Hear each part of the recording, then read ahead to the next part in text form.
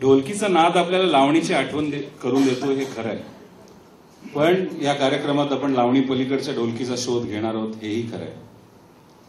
अभंग, भक्तिगीत यांच्या संगतीला बहुतांश वेळेला मृदुंग, पखावज किंवा मोठ्या तोंडाचा तबला, ढाल्या तबल्याचा तबला म्हणतात त्याला, मोठं तोंड असतं, याची आस जी असते ती आस या सगळ्या संगतीला अतिशय पूरक असते.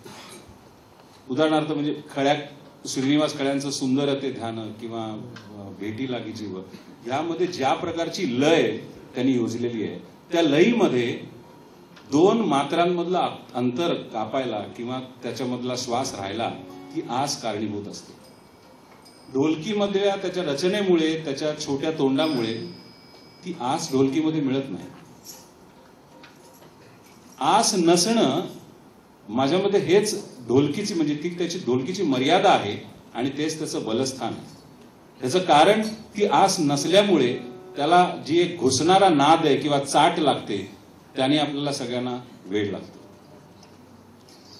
आता आपल्यासमोर सादर होणाऱ्या एक भक्तिगीताचे शब्द आहेत गदी माडगुळकरांचे, गायलंय सुधीर फडक्यांनी, आणि भक्तिगीतासाठी न खटकणारा ढोलकीचा वापर करणारे मोठे संगीतकार सुद्धा सुधीर फडके. गावातल्या एका देवळामध्ये होणाऱ्या भजनाला ज्या प्रकारच्या ढोलकीची संगत असेल तशीच ढोलकी या गाण्यामध्ये बाबूजींनी वापरलेली आहे. एक अजून खासियत म्हणजे पुढचं पाऊल या चित्रपटातलं हे गाणं आहे. त्या चित्रपटात पडद्यावर ढोलकीवर आहेत साक्षात पु ल देशपांडे. स्वतः अत्यंत मोठे हार्मोनियम वादक, संगीतातला त्यांचा अधिकारही मोठा आहे, पण ढोलकीवाल्याचं सोंग त्यांनी इतकं फरमास वठवलंय की ते खास बघण्यासारखं आहे. विशेषतः म्हणजे त्या चित्रपटातलं सांगतोय, शेवटची तिहाईच्या वेळेला त्यांनी जो आव आणलाय त्याला तोड नाही. याचा मुद्दाम उल्लेख केला कारण वाद्याचा अभिनय करणं, जर ते वाद्य वाजवता येत नसेल तर अत्यंत कठीण गोष्ट आहे. ते वाद्य शिकणारा एखादा सामान्य विद्यार्थी सुद्धा मोठ्या मोठ्या नटांना पकडू शकतो, ही याला येत नाहीये. त्याच्यामुळे याचा खास उल्लेख केलाय. ऐकूया झाला महार पंढरीनाथ.